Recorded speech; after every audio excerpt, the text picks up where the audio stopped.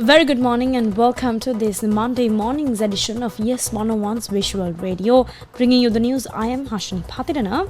And before we take a look at your news in detail, let's take a look at your headlines first. News First headline. Heavy rainfall expected in northern and eastern provinces as low-pressure areas move towards Sri Lanka.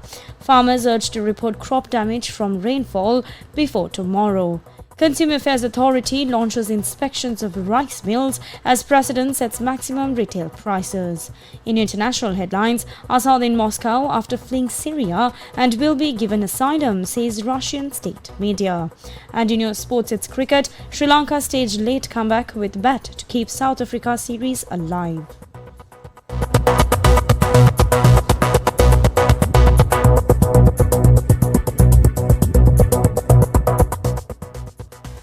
And now on to our top story this morning. The Department of Meteorology says that an increase in rainfall is expected in the northern and eastern provinces starting tomorrow. Now this is due to the low pressure area currently existing over the Bay of Bengal, which is moving west-northwestward and is expected to reach the southern Bay of Bengal near the Sri Lanka-Tamil Nadu coastline by the 11th of December. The Department of Meteorology further adds that along with this, the monsoon conditions in the southeastern part of the island are expected to gradually established across the country.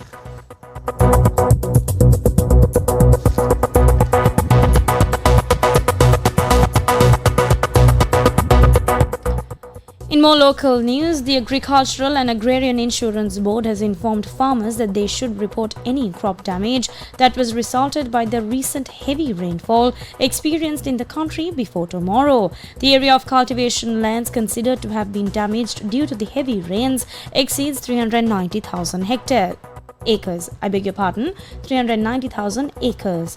Experts predict that the harvest of the Maha season may be reduced by approximately 10% due to this. Crops in the districts of Ampara, Monaragala, Batticaloa, Trincomalee, Anuradhapura and Polonnaruwa have been damaged and with the most significant impact being on paddy cultivations in the Ampara and Batticaloa districts. Now, the chairman of the Agricultural and Agrarian Insurance Board, Premasri Jasing Maharaji, said that officials have already begun assessing the damage on the affected cultivation lands, and the government had previously said that it would pay 100,000 rupees per hectare for fully damaged cultivation lands. The government has currently allocated a total of 1 billion rupees to compensate for the total crop damage.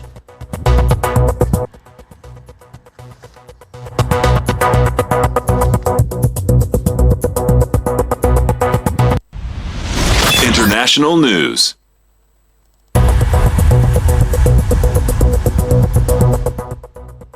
And now taking a look at your international news for this morning. According to Russian state media agencies, deposed Syrian President Bashar al-Assad and his family have arrived in Moscow. Now reports added that Assad and his family have been granted asylum by Russia. US President Joe Biden described the fall of the Assad regime in Syria as a moment of historic opportunity for the long-suffering people of Syria to build a better future for their country. Meanwhile, CENTCOM says that US carried out more than 75 airstrikes yesterday in a bid to eliminate ISIS camps in central Syria. It says there are no indications of civilian casualties. Other Western leaders have also welcomed the end of Assad regime but highlighted the moment of risk and uncertainty for Syria's future.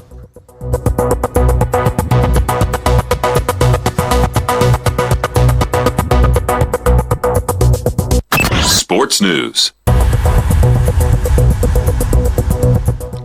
And finally, taking a look at the sports news, Day 5, the final day of the second test between Sri Lanka and South Africa is set to take place today at St. George's Park Stadium. With the fate of the two-test series hanging in the balance, Sri Lanka closed the penultimate day's play in the second test against South Africa on firmer footing.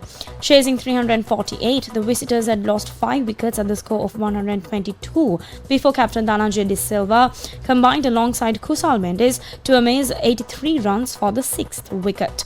The partnership helped Sri Lanka see through day 4, laying the foundation for an exquisite day 5 finish, with 143 runs separating the visitors from a win and levelling the series and 5 wickets in hand. While South Africa are currently leading 1-0 in the series and sit second in the ICC World Test Championship points table, Sri Lanka, placed 4th, are also in contention for the final, scheduled to be played at Lord's next year.